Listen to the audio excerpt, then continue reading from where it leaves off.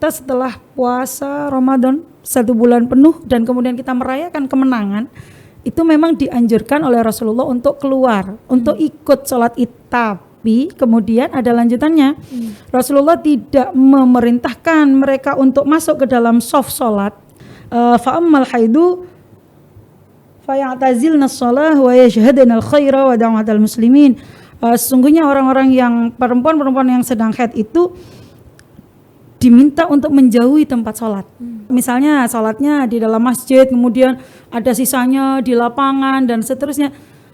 Tidak dianjurkan untuk masuk dalam shaf sholat, karena kalau masuk dalam shaf sholat nanti memotong shaf. Tapi orang-orang yang haid ini menjauhkan diri, atau kita duduk di shaf paling belakang. Ibu-ibu nih punya anak yang kecil-kecil, masih balita. Takutnya kalau dibawa ke masjid mungkin ngerameni, mengganggu, menangis. Nah, kayak itu gimana sih sarannya mungkin?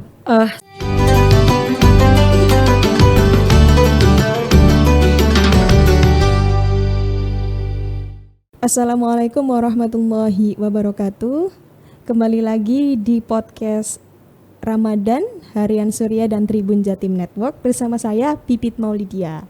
Hari ini kita kedatangan tamu spesial yaitu Ning Ani Zahrotin Ni'mah. Beliau merupakan pengurus atau anggota PW Fatayat NU Jatim, sekaligus bergerak di bidang ini dakwah ya, Robiah. Oh bukan, Robitoh Mahid Islam itu juga salah satu banom dari NU. Oke. Kalau kita ada Fatayat, ada Ansor, juga ada RMI juga di situ. Oke. Nah, beliau juga menjadi anggota RMI juga, terus kemudian mengajar di Mambaul Hikam. Iya, betul. Masya Allah, luar biasa. Nah, yang satu lagi yang perlu diketahui, beliau merupakan pembimbing dari umroh dan haji ya di Ebat Wisata Indonesia. Alhamdulillah, luar biasa kedatangan tamu Ning Ani ini. Nah, tema kita yang hari ini kita mau bahas adalah sholat id bagi wanita yang sedang haid atau nifas. Nah, biasanya kalau saya sendiri ya, pengalaman saya sendiri ketika haid atau nifas di waktu 1 Syawal tuh rasa kayak aduh kok haid sih gitu. Iya, kan kepingin nih mau dapat pahala sholat id ya dan kemeriahan sholat id. Terus saya tuh punya pikiran gimana kalau ikut aja, nanti di sana cuma duduk. Nah, kira-kira gimana? Oke. Baik. Assalamualaikum warahmatullahi wabarakatuh. Waalaikumsalam. Baru kenalan dengan Mbak Pipit. Ya, Alhamdulillah bisa duduk di sini bersama Mbak Pipit yang luar biasa ini.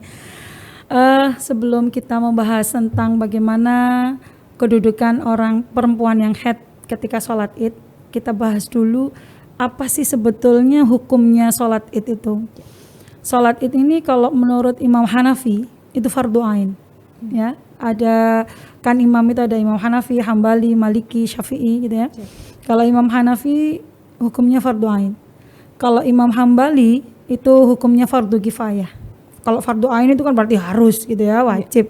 Kalau Imam Hambali itu fardu kifayah. Kalau fardu kifayah itu jika ada sebagian yang sudah mengerjakan, maka sebagian yang lain gugurlah kewajibannya.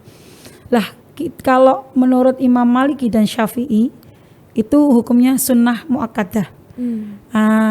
Kita ini kan madhabnya Syafi'i ya, kebetulan saya dari Fatayat maka jelas saya Syafi'i.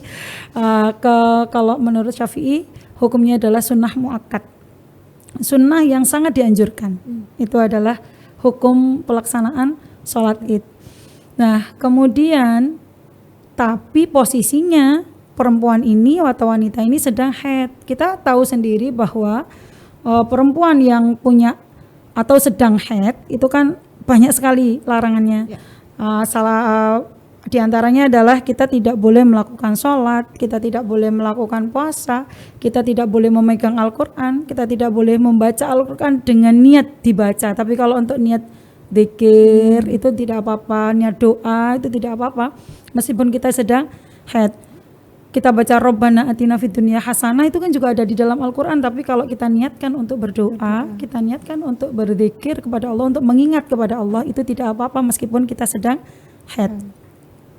Lah untuk bagaimana kemudian hukum wanita yang haid itu untuk sholat id, seperti Mbak Pipit tadi bilang, aduh kalau pas id itu pas hari hanya pas sholat idnya kok kita haid, ya Allah emang nih gitu, padahal kita udah nyiapin mukena nih dari 11 bulan yang lalu niatnya buat sholat id gitu kan, kita beli baju mahal-mahal, kita beli baju baru niatnya buat sholat id gitu kan, meskipun ada sedikit riaknya nanti biar orang tahu kalau kita pakai baju baru gitu, cuman kan itu memang yang ditunggu-tunggu. Memang saya tidak memungkiri, tidak kemudian menyalahkan hal itu, karena memang niatnya adalah syiar, niatnya dalam hati. Menurut salah satu hadis yang diriwayatkan oleh Imam Bukhari dari Ummu Atiyah, bahwa Rasulullah memerintahkan al-awatik wal haidha wa dawatil khudur. Al-awatik itu wanita-wanita yang baru saja haid, baru saja balik. Kemudian wal haid dan wanita-wanita yang sedang haid. Kemudian wa dawatil khudur, dan orang wanita-wanita yang sedang dalam pingitan itu untuk amarna Rasulullah sallallahu alaihi wasallam an nukhrijahunna fil fitri wal adha, untuk keluar pada saat sholat id Idul Fitri maupun Idul Adha. Dua sholat id ini disuruh untuk keluar, baik itu wanita-wanita yang awatik baru saja balik atau masih kecil berarti kan ya, kemudian wanita-wanita yang sedang haid dan wanita-wanita yang dalam pingitan, itu semua disuruh keluar untuk memeriahkan, untuk syiar, untuk menunjukkan bahwa kita ini sedang berbahagia. Kita mendapatkan, kita setelah puasa Ramadan 1 bulan penuh dan kemudian kita merayakan kemenangan, itu memang dianjurkan oleh Rasulullah untuk keluar, untuk ikut sholat id.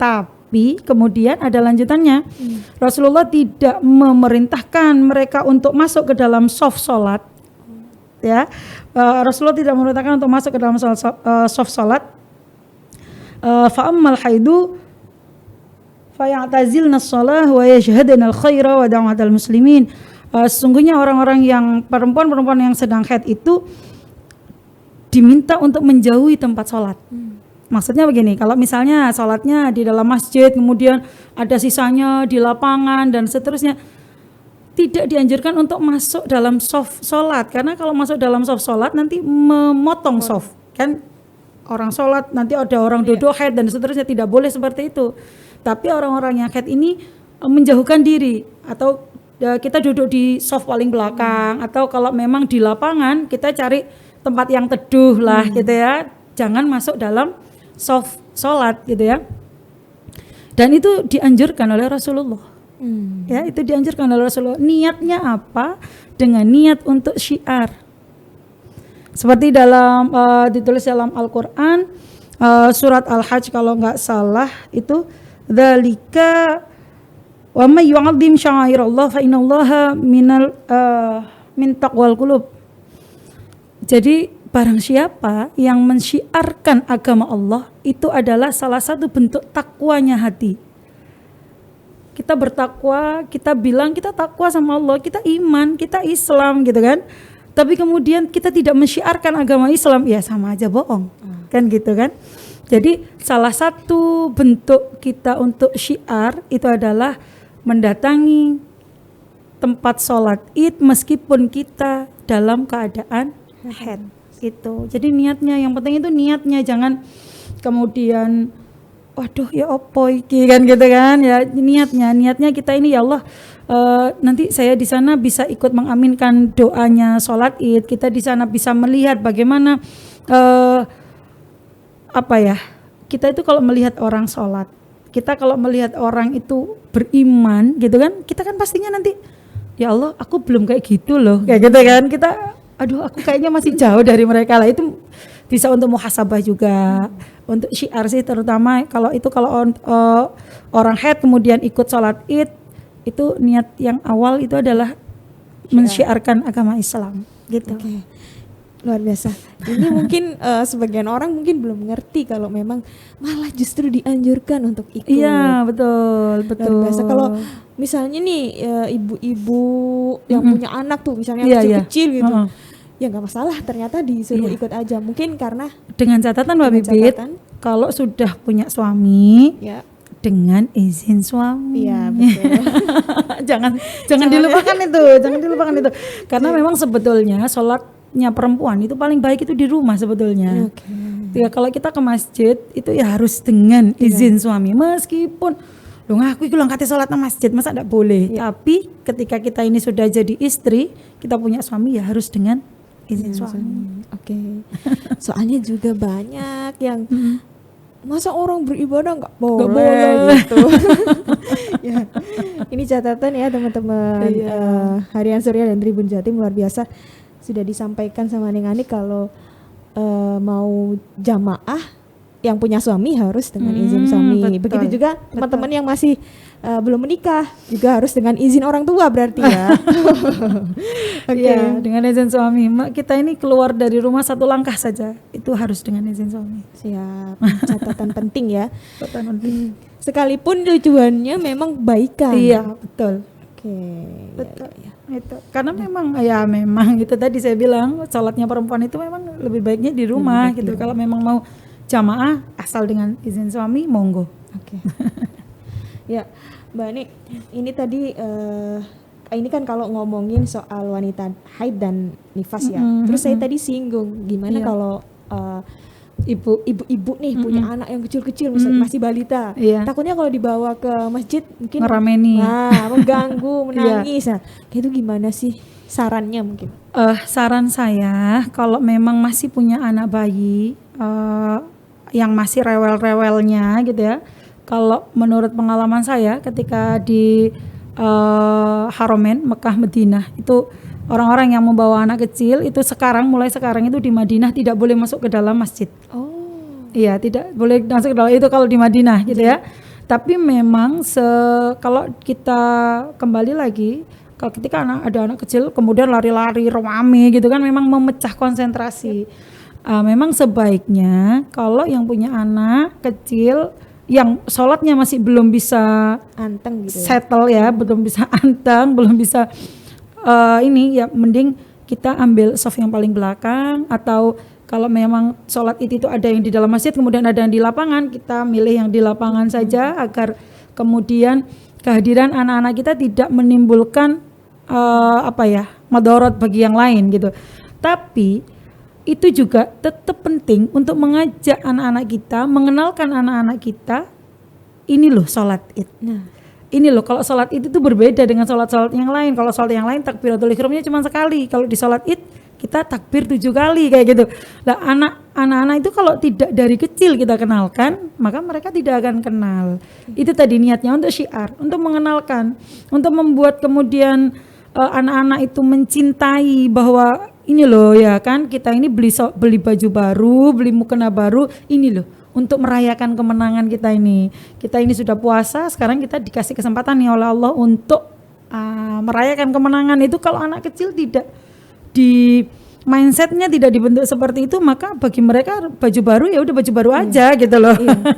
Kurang seperti itu ya, kurang berkesan. Tapi memang yang disampaikan dengan tadi terjadi juga di saya. Anak saya ini yang pertama nih takut kalau diajak sholat tarawih karena bacaan Bilal yang bergemuruh gitu.